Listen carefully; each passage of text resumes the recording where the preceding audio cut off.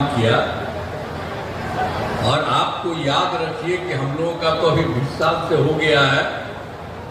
24 नवंबर 2005 को हमारी सरकार बनी और उसके पहले वाली जो सरकार थी जो बहुत दिन से चल रहा था 15 साल से, उन लोगों ने कोई काम किया है? कोई काम नहीं किया। और लोग जान लीजिए बहुत बुरा हाल था। लोग शाम के बाद घर से बाहर नहीं निकलते थे। शाम के बाद कोई बाहर निकलता था घर में रहता था। हम लोग तो भाई जो भी थे एमपी थे, केंद्र में थे, तो हम तो अपने इलाका में जाते थे, शाम में भी जाते थे और उसी समय देखते थे कि सब घर के अंदर, कोई नहीं निकल रहा। ये हालत जरा जान लीजिए उस समय। तो याद रखिए 20 साल पहले वाला जो उन लोगों का हाल था, तो सब के बारे में जानना चाहिए और सबको ये सब चीज को बताना चाहिए। समाज में कितना विवाद होता था और कितना हिंदू मुस्लिम का झगड़ा होता था। कभी कुछ किए थे? मुस्लिम लोग कितना जगह जाता था, कहता था लोग कुछ नहीं किए। और पढ़ाई का काम, पढ़ाई का क्या हाल था? बहुत कम बच्चे पढ़ते थे और बहुत कम पढ़ाई होती थी। पहले इलाज का पूरा इंतजाम नहीं था, इलाज का भी नहीं इंतजाम था। सड़कें बहुत कम थी, जो भी था उनका बुरा हाल था। अब बिजली बहुत कम जगह थी। तो ये उनका चल रहा था। लेकिन जब हम लोगों को उनको मौका मिला, सरकार में आए, तभी से हम लोगों ने सब लोगों के लिए काम करना शुरू किया। जब किसी प्रकार के डर एवं भय का वातावरण नहीं है, राज्य में प्रेम भाईचारा में शांति का माहौल है, ये सब हम लोगों ने करना शुरू किया। अब पहले जो हिंदू मुस्लिम का भी झगड़ा करता रहता था, कुछ नहीं किया था, तो हम लोगों ने तो इसको देखा।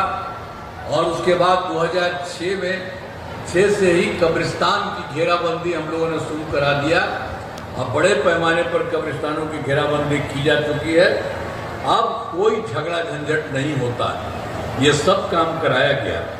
लेकिन ये तो हमने शुरू में कराया था, लेकिन हिंदू लोगों का भी कुछ मंदिर जो होता था, हिंदू मंदिरों का, उसमें भी कुछ न कुछ बहुत लोग शाम के बाद गड़बड़ करता था।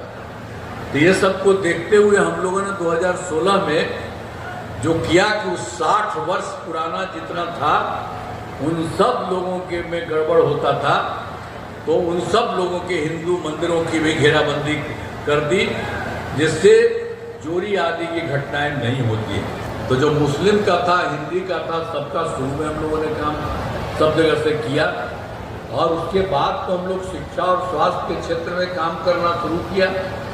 अब उस शिक्षा वाले में हम लोग तो बड़ी संख्या में नए स्कूल खोले, नियोजित शिक्षकों की बहाली की, शिक्षा को बढ़ावा देने हेतु लड़के लड़कियों के लिए पोशाक एवं साइकिल योजना चलाई।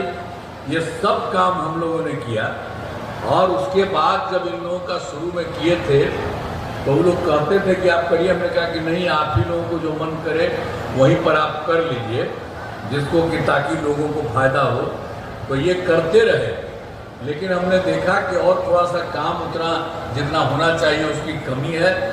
तो हम लोगों ने लोक सेवा आयोग माने बीपीएससी के द्वारा हमने शुरू कर दिया था।